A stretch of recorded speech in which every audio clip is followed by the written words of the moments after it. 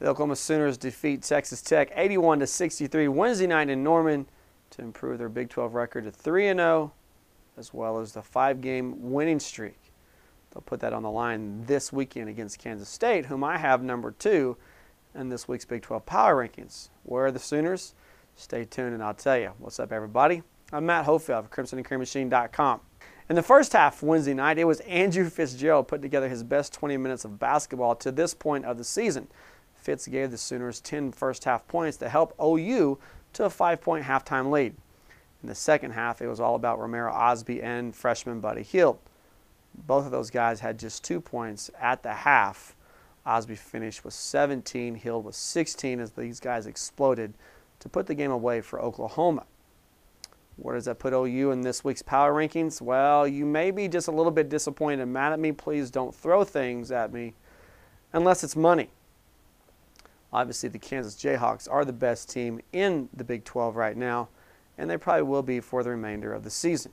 Ben McLemore has the Jayhawks playing the best basketball in the conference, and I would put him almost as a shoo-in for one of the postseason awards given away every year. Number 2, as I've already mentioned, I have the Kansas State Wildcats, Oklahoma's Saturday opponent. You'll remember OU swept Kansas State last year. It was the only road win the Sooners got within the conference. They've already picked up one this season, winning in Morgantown. Saturday is going to be a little bit of a challenge. Rodney McGruder is going to be everywhere for the Wildcats. Oklahoma has to get him and make him a non-factor.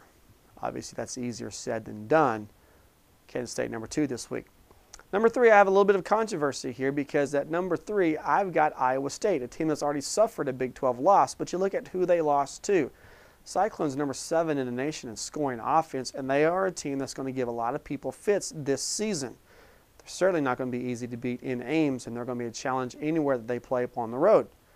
So that's the Kansas Jayhawks. Number 4 is where the Sooners slide into this week. Obviously, a win in Manhattan on Saturday would propel them further within the standings.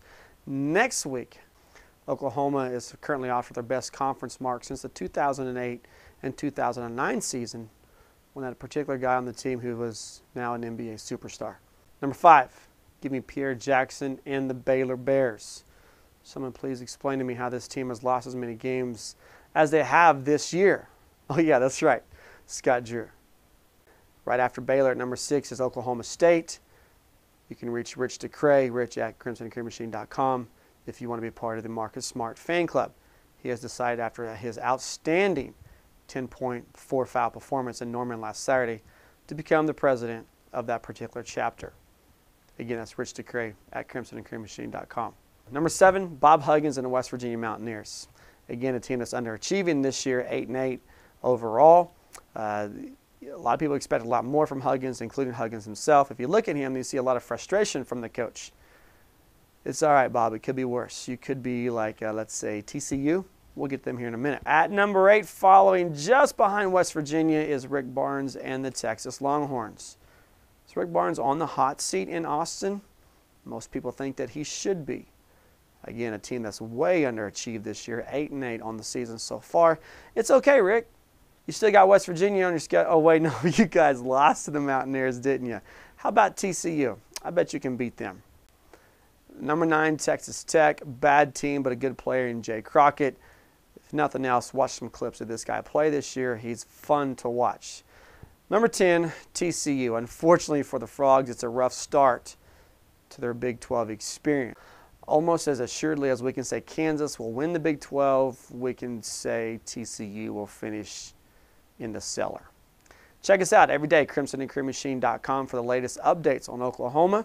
Make sure you subscribe to our YouTube channel for video updates.